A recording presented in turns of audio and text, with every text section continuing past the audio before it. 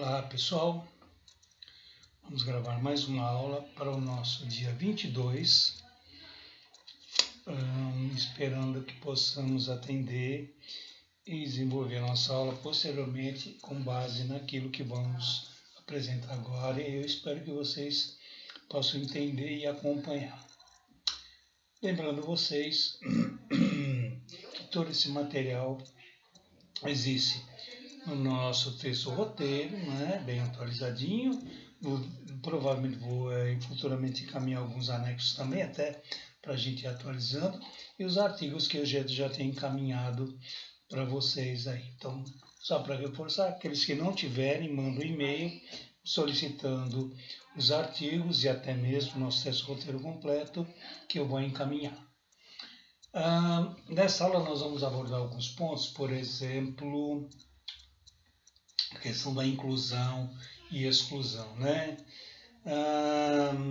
Quando a gente fala de inclusão e exclusão, imediatamente nós pensamos nas políticas que o nosso governo faz, ou seja, não estou me referindo ao governo municipal, estadual ou federal.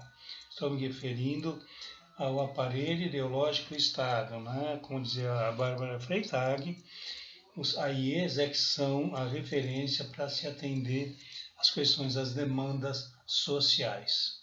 E aí nós começamos a pensar o quanto eles são falhos esses processos,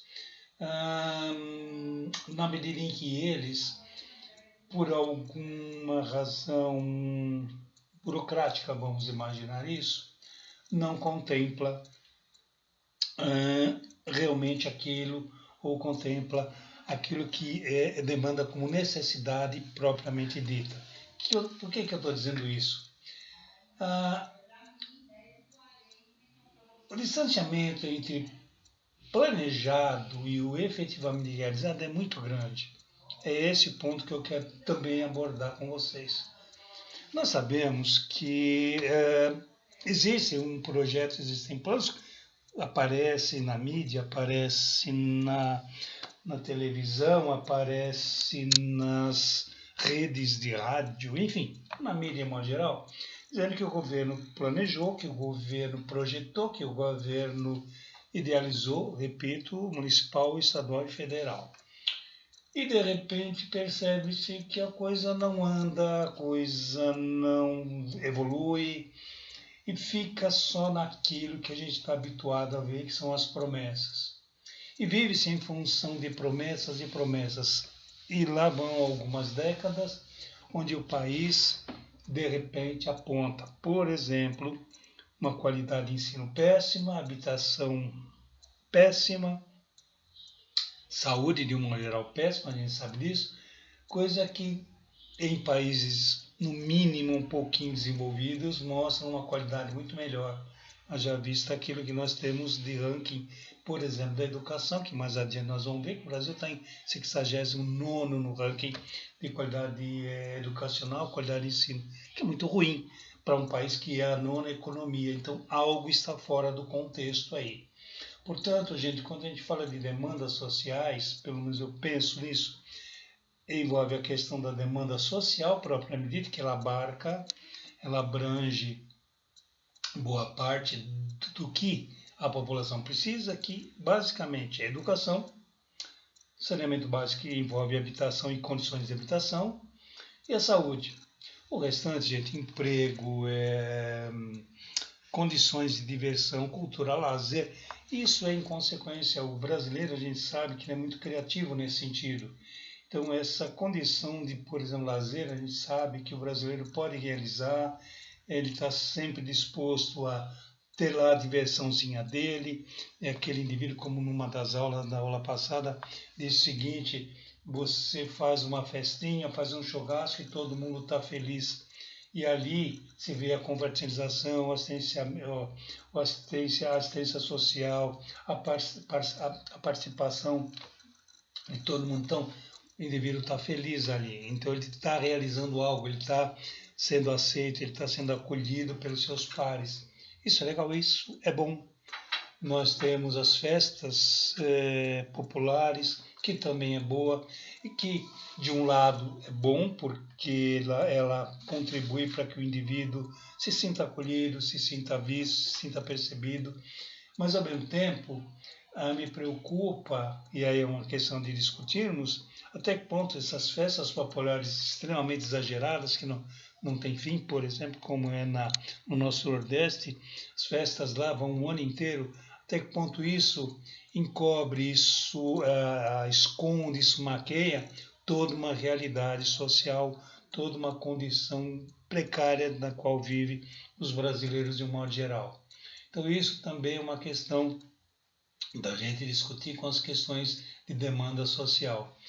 E, na verdade, isso reflete um pouco também quanto há prejuízo na nossa cultura em termos de saúde, né? Ou seja, se a gente for observar, raramente se vê no nosso país uma ação profilática. Eu raramente, acho que nunca ouvi que o governo vai fazer um trabalho visando uma prevenção, visando uma profilaxia na área da saúde, na área social.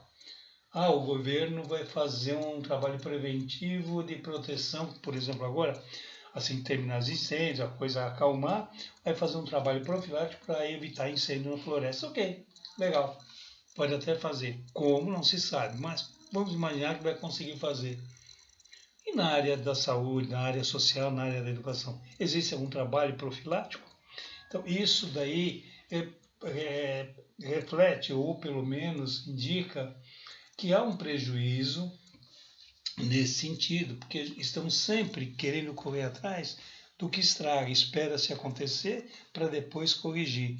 Isso demanda uma questão financeira imensa, a gente sabe disso, que o custo do Estado para a resolução desses problemas é muito alto, a gente sabe disso, são milhões de dólares, de reais que se gasta com a saúde e o brasileiro está sempre doente, o brasileiro está sempre em fila, o brasileiro está sempre necessitando de medicação. Não há um trabalho profilático. Eu ouço já há algum tempo, por exemplo, que no Brasil existem mais doentes do que doenças. É verdade. A alimentação é precária, o brasileiro se alimenta muito mal. Vamos imaginar isso. Não, o brasileiro ele come, é verdade. Ele come muito mal. Então ele é gordo, como todo mundo, então nós temos que ir o padrão universal americano, né? Todo mundo é barrigudo, todo mundo é gordo, todo mundo está acima do peso. Então, já que o americano também é fofo, gordinho, rechonchudo, o brasileiro tem que ser rechonchudo. O americano come hambúrguer feito maluco, o brasileiro tem que comer também hambúrguer. Ou seja, seria isso uma forma saudável, por exemplo, de se trabalhar preventivamente? Eu acho que o brasileiro é muito mais chegado, por exemplo, no arroz e feijão, num bife, numa batata e numa salada. Batatinha frita também bem. Ou seja, o brasileiro, mal e porcamente, não estou falando daqueles que vivem em cidades de grande porte, médio porte e capitais. Não estou falando disso. Mesmo nessas cidades, sabemos que a fome é muito intensa. Vamos nas periferias, nós vamos ver como essa minha gente se alimenta. Vamos pegar o exemplo da pandemia. Vamos lá, só para a gente dar uma mexida aqui na questão das profilaxias. Nessa pandemia, o pessoal que ficou, os pobres, evidentemente, que mal tinham lá as condições de passar a semana se alimentando, porque a cesta básica é uma miséria. E aí, não saía de casa, a condição de trabalho é péssima, nós vamos ver mais adiante a questão do trabalho, né? Não tinha o que comer. E quando tinha, era coisa péssima, uma condição mínima. Ou seja, existe uma diferença muito grande. E aí eu novamente falo da questão profilática, que não existe no nosso país e não é desse governo e não é só dos governos anteriores. Parece-me algo que está muito enraizado na cultura brasileira, né? A questão da boa distribuição de renda, das condições de alimentação, da boa educação. Parece que isso está muito enraizado. Eu discuti até com um amigo, não em aula, mas até surgiu em aula nessa quinta passada, de que nós ainda somos uma república muito jovem. É verdade, né? Uma democracia muito jovem. Não temos mais do que 200 anos, não? Na verdade, acho que uns 150, se muito.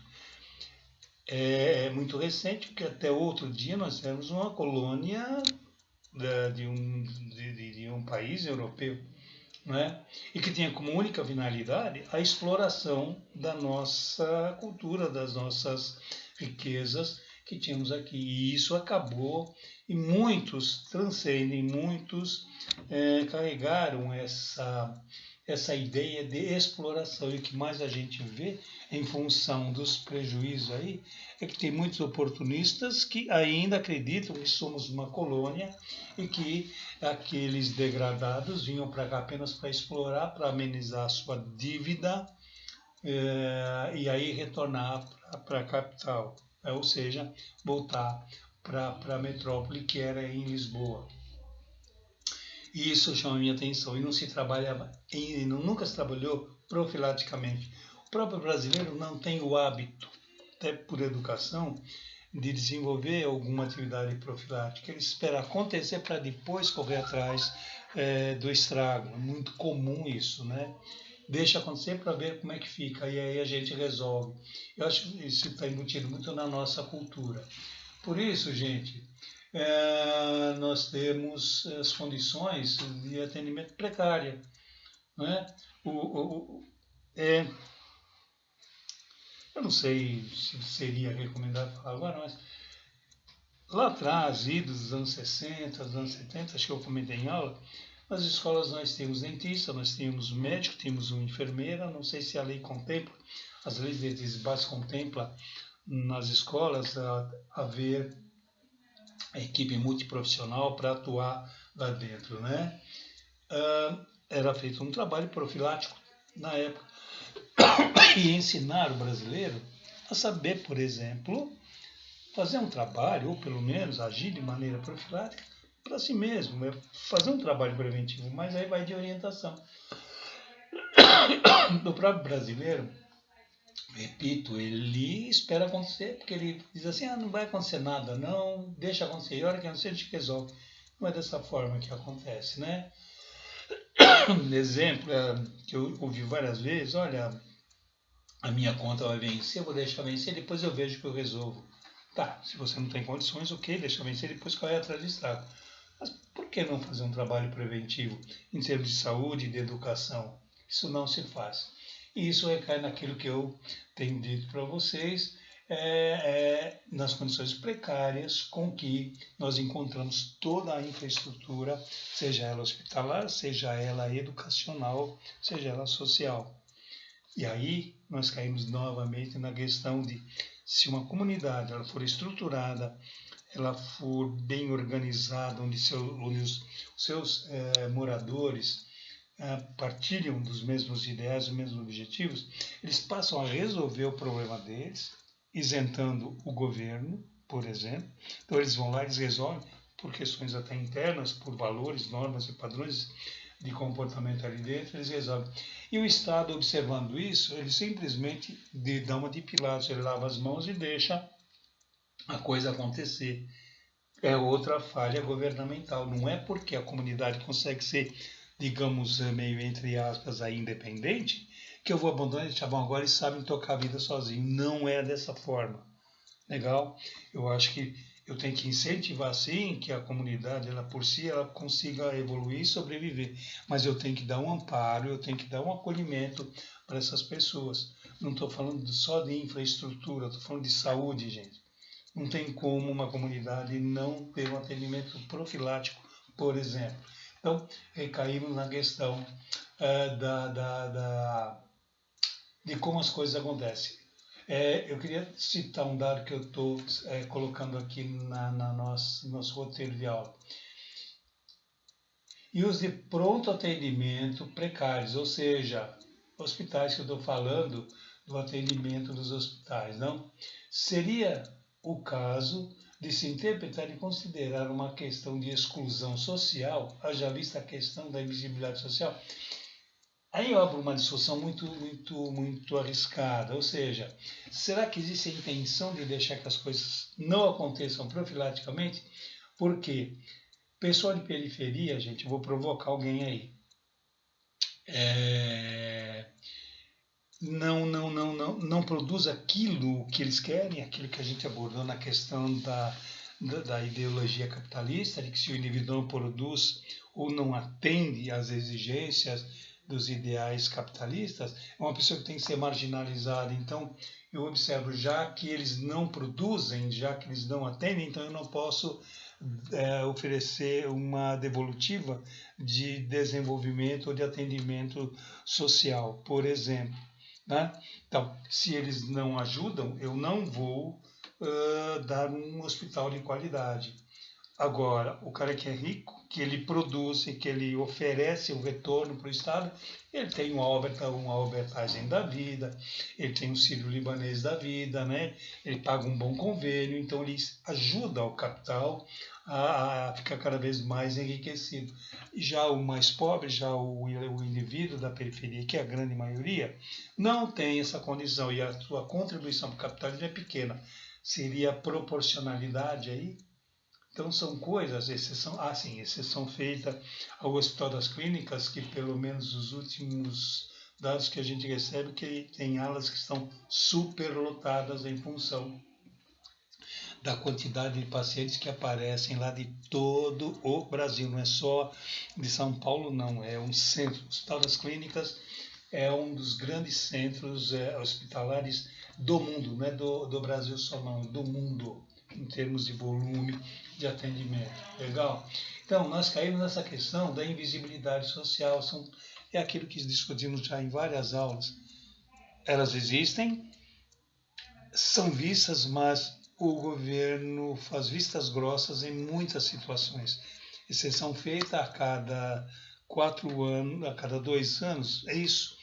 A cada 4, né? Porque nós temos eleições para gerais, que é para presidente, deputados, senadores e vai por aí afora, e governadores, se não me engano, e depois nós temos as regionais, que seriam os prefeitos e os vereadores.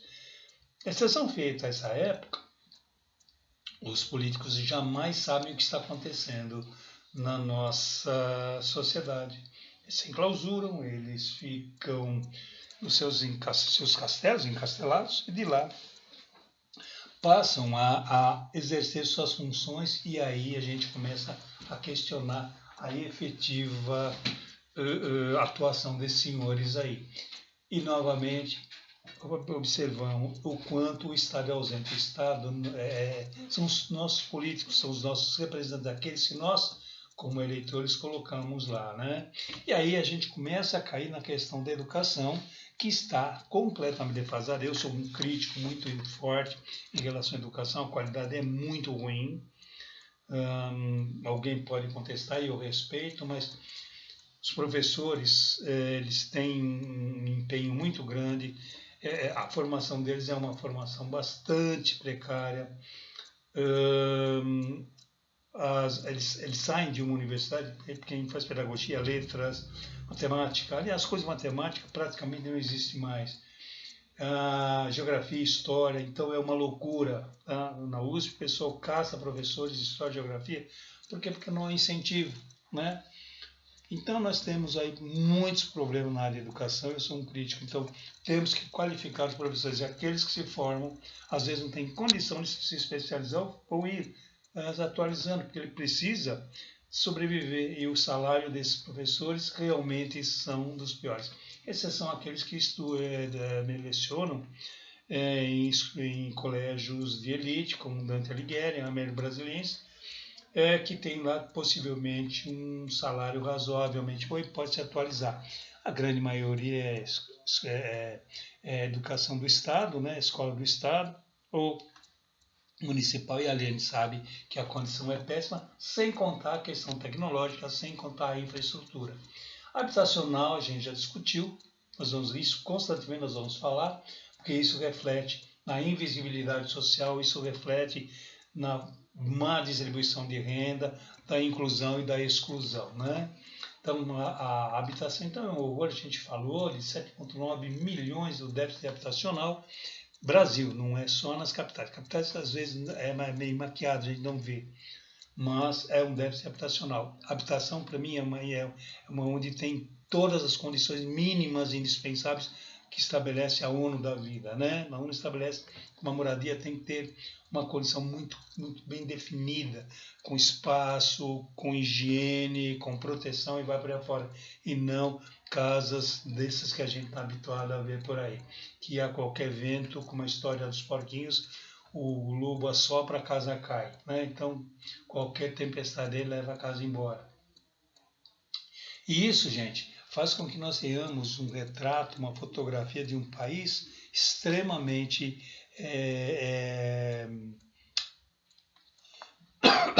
dividido, né, em termos de riqueza e pobreza, que se acentua cada vez mais em função da má distribuição de renda e das péssimas condições de atendimento que o próprio Estado, os governantes, oferecem. Mas que, se dependesse das comunidades, aí sim eu vejo o quanto a comunidade tem força, mas para isso é preciso também que as universidades, falei em aula, revejam a sua postura, revejam a sua posição para dar uma assistência melhor e mais adequada para nossas comunidades aí. É investigar, é levantar dados, é fazer diagnóstico e a partir desse diagnóstico identificar em cada comunidade suas reais necessidades de curto, médio e longo prazo e aí sim promover, se for uma questão caseira, a comunidade resolve. Se for uma situação que deve ser mista entre comunidade e Estado, que se faça uma ponte, um representante faça uma ponte e aí sim as soluções podem ser encontradas. Aqui não estou sugerindo nada, né? Mas simplesmente estou dizendo que meios existem, ou que não se pode esperar que as coisas aconteçam, e aí eu penso na questão profilática de um trabalho psicossocial.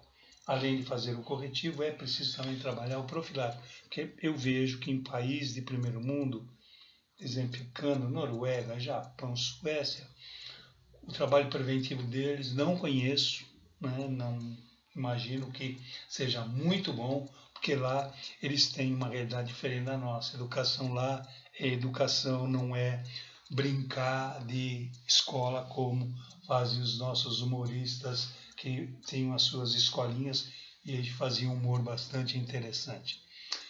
Dito isso, gente, dei uma lida na página 25, 26 e 27 do nosso texto, tem o histórico da nossa início da nossa psicologia social, que lá vocês vão ter uma noção legal do que eu falei, né?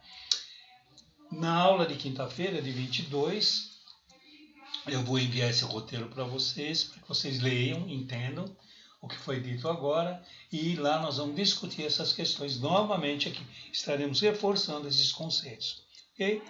A todos, tenham uma boa semana, um bom final de semana e na quinta-feira, 22, nós nos vemos. Um grande abraço.